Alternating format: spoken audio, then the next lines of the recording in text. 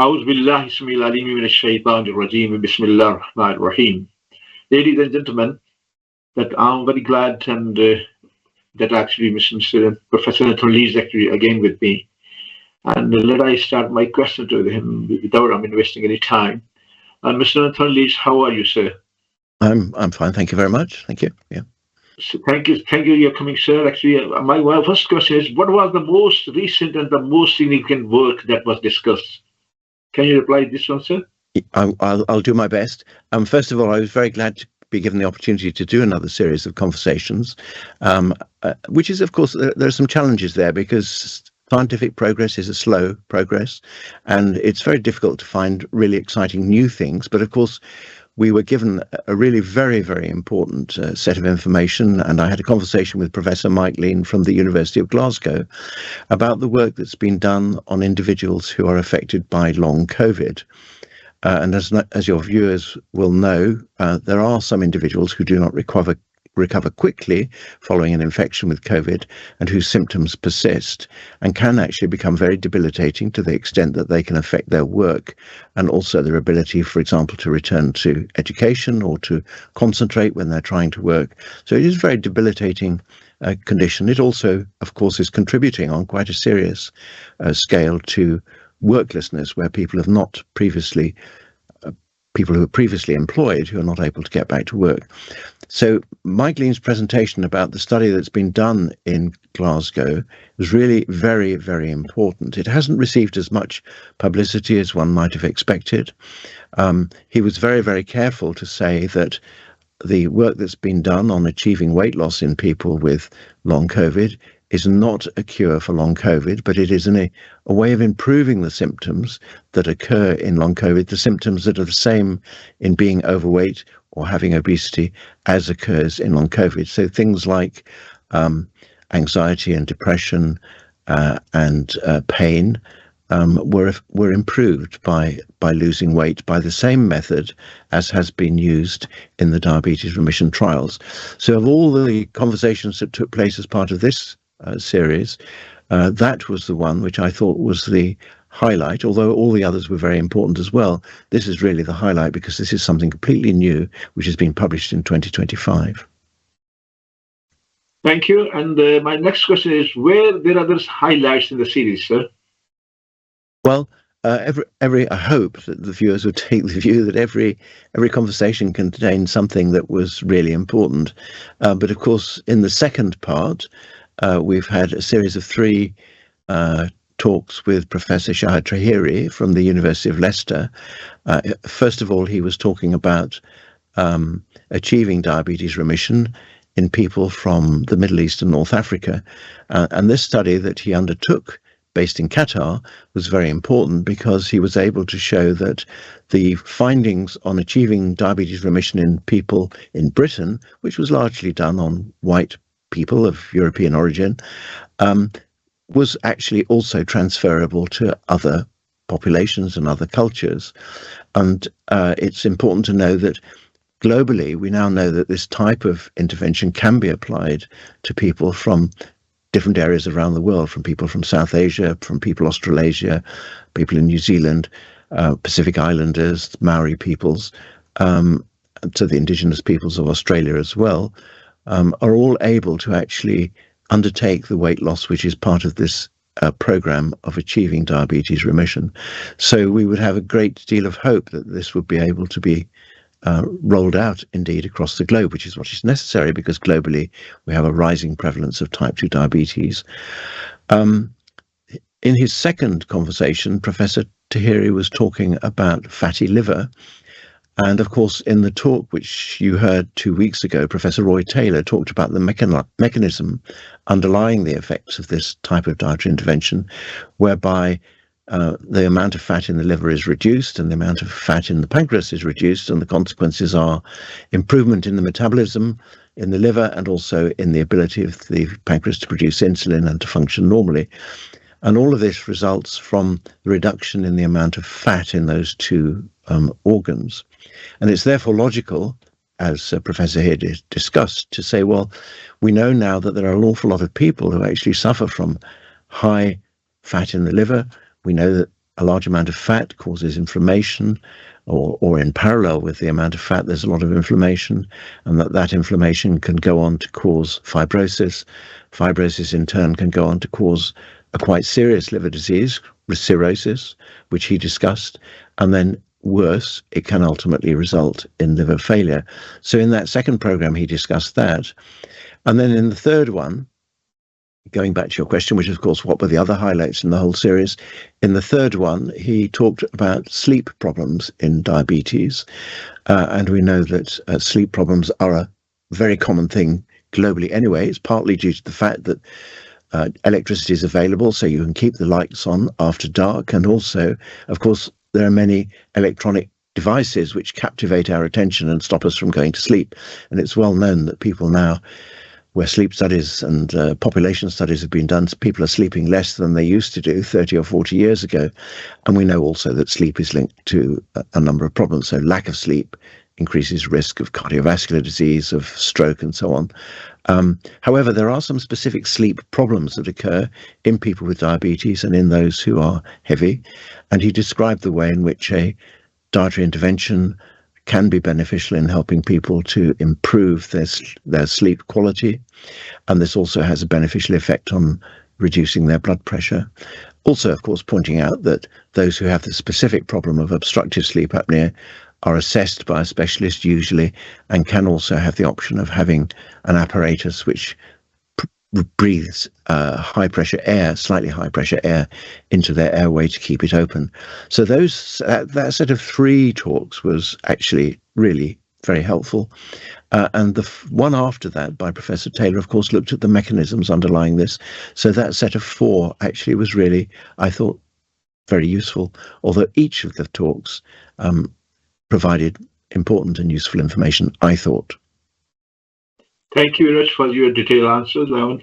My next question is, are there any global issues that influence all of the topics that were covered? I think everybody's aware of the fact that globally human populations are aging. Many conditions are associated with aging. So we know that cardiovascular disease, risk of many cancers is increased with age. And so with an older population, we would expect to see higher rates for the problems that are associated with that. Now, also, of course, in parallel with that, we're seeing an increase in weight and the numbers of people with overweight and the numbers of people affected by obesity in many populations. If not in the whole population, then in subgroups within those populations. So perhaps those who have more access to Western style food, for example, may well be more at risk of developing overweight and obesity, and therefore more at risk of diabetes. So one of the things is with the aging and heavier population, and that's a global phenomenon. Almost every country, as far as we know, indeed every country in the world is affected by this. But we also know that there's a demographic change taking place, which is that in most regions in the world, perhaps with the exception of Africa, that the numbers of children being produced by each woman is going down. And in many countries, it's going down below what we would call the replacement rate, which keeps the population stable. So in some East Asian countries, the rates are very low now. And then also in many European countries and North American countries, the birth rate has gone down. And also, interestingly, in parallel with that, which is a result of choice on the part of women and couples, we're also seeing an increase in male infertility, which is, again, due to a number of factors, some environmental factors and some metabolic factors. And so what we're actually seeing is the shape of the global population is changing to being top heavy with older people and with fewer younger people who are the ones who in the future would work to generate the income to provide the resources to look after the older people. And what that points towards is an increasing pressure on healthcare resources, and it also therefore means that the choices made about what can be available and what cannot be available have to take account of health economics aspects. In other words, what costs most? Can we afford very, very expensive interventions?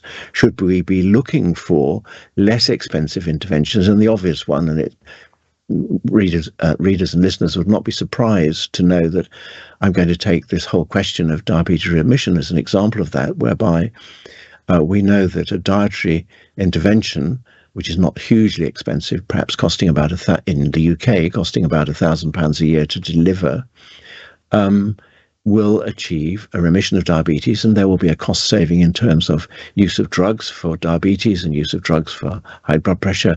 We now know there's some quite strong clues of a reduced admission rate to hospital with various problems. We know that the rates for cardiovascular disease are going lower.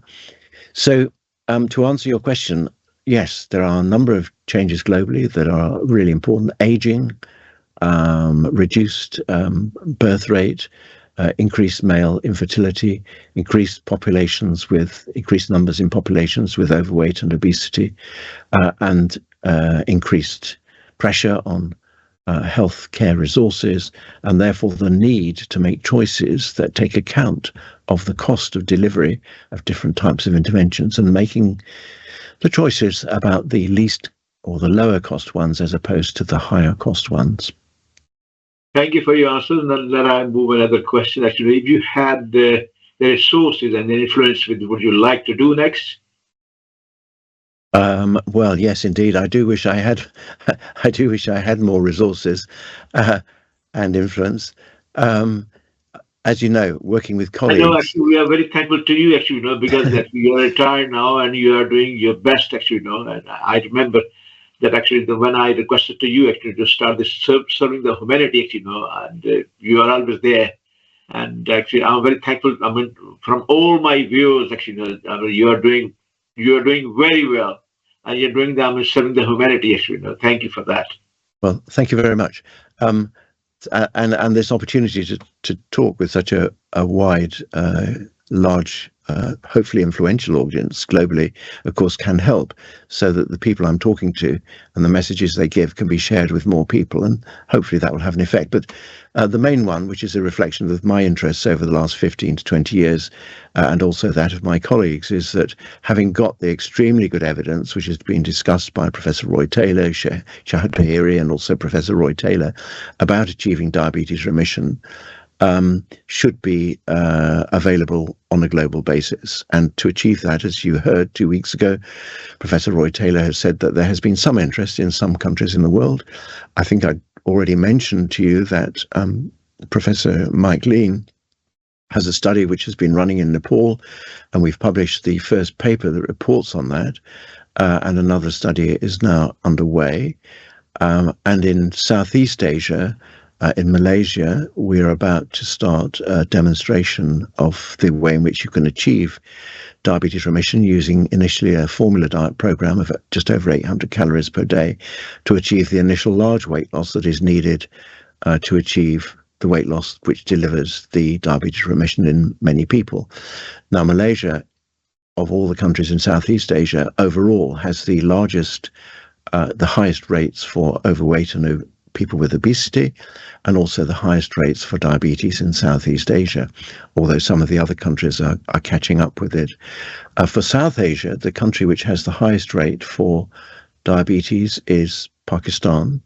And as you know, I'm very keen that we should first of all have a demonstration of the fact that this can be delivered to a population of people in Pakistan. However, I would add that Mike Lean and Navid Sattar in Glasgow recently published a paper in which they showed that people from Pakistan who were living around Glasgow actually participated in that type of study. And again, it was demonstrated that it was possible to deliver this type of diabetes remission to that population living around Glasgow. And I also know from talking to people in Australia and New Zealand that, for example, the Pacific Islanders and the Maori peoples and the indigenous peoples of Australia are also able to accept this type of intervention and to achieve a degree of diabetes remission. I should add, however, that it isn't straightforward, and nothing is ever totally straightforward. And the short-term formula diet program that is used is followed by a gradual introduction of conventional foods. And we do know that the challenges that are associated with that are very great. As you will recall, 2 weeks ago, I was talking to Roy Taylor about the difficulty of getting people to do more exercise, and how in fact, certainly among Europeans, people don't seem to want to do it. But there is also a cultural issue in relation to the way that people eat. And for example, on my visits to Malaysia, it's been very clear that there's an expectation that even somebody on a special diet would wish to participate in the evening meal, sitting around the table with 3 generations of individuals, because that's what is the cultural norm and that's what's expected. So there have to be adaptations to the way in which the weight maintenance program after the initial weight loss is maintained. And we, of course, have been working on trying to devise ways of helping people to maintain weight, or if they regain weight, then getting them back down to where they need to be in order to maintain their diabetes remission. And I should add again something that Roy Taylor reminded us of 2 weeks ago, which is that if the maintenance of the diabetes remission is maintained for up to 5 years, as was demonstrated in the direct trial, 5-year data, then we see a big reduction of hospital admissions and a big reduction of cardiovascular risk factors. But more needs to be done. But it's all looking very, very promising. Well, Sorry. So the answer to your question is, I would like to see that which we've demonstrated works well and is affordable and is acceptable from a health economics point of view, that would be rolled out in all countries in the world, because all countries in the world need it. That actually is the good news. Actually, you are very popular in Malaysia, and then Indonesia, and then China, among all the Far East. Actually, there's a very good numbers. Actually, at the last program, especially when I check the numbers of the viewers, there's very good numbers. I mean, good increase. Actually, good number in Malaysia, especially. Malaysia in the top, and then Indonesia, then China. China also going up. China also, the viewers going very. I mean, the number of increasing very, very nicely. Actually, very. Gross. The last question for you: do you have plans for Series 6? Well, if I'm invited to help with Series 6, that would be wonderful. You're always welcome anytime. If that's the case, then what I would like to do next time is, while delivering some updates on some things where there's some new information, I'd like to broaden this out into other areas. And we heard last week from John Nolan about age-related macular degeneration, and just now in our discussion I said that one of our problems is an aging population, and of course with aging a proportion of people have impaired sight and become more dependent, and their social independence is affected by this. So if we can slow down and prevent, or even prevent, age-related macular degeneration, that would be beneficial. So we've talked about that a little bit, but of course there are other eye-related problems. Sight is absolutely critical, so I hope that I will have 1 or 2 conversations with people about other aspects of sight. I know that people were particularly interested when I talked to a colleague last year about dementia, and I would hope to be able to touch on the issue of dementia a little bit more, because again, with an aging population, a proportion of people will develop dementia, some early, some perhaps later, but nevertheless managing and helping people with dementia is a real problem. So we will cover eye disease, I hope dementia. I know also that some of our viewers are particularly concerned about infertility, and I would hope to have a conversation about that as well. So those are some of the ideas that could be incorporated into Series 6 if I receive that invitation. Yes, of course. We really appreciate all your human, the services actually which you are doing that one actually. I know we can give you some time to research, to work the research for the next series. It's 6 actually, it's no problem. You are most welcome anytime. And actually, as you know, your program actually watched by millions and millions of people. That's a lot of people actually, they are benefited your program. So we was actually, I just requested you, if you think the program is very good and you have a benefit, then please forward these links to other people to get the more benefit. And if you think that we need some more, then please do write to us. Actually, you've got some of our emails there as well. Thank you very much. Thank you very much, Dr. Anthony Leeds. Actually, we are very grateful you give us a time. Actually, and thanks again, actually, for your good services which you are doing, serving to the humanity. Actually. Okay, thank you. It's my pleasure. Thank you. Thank you.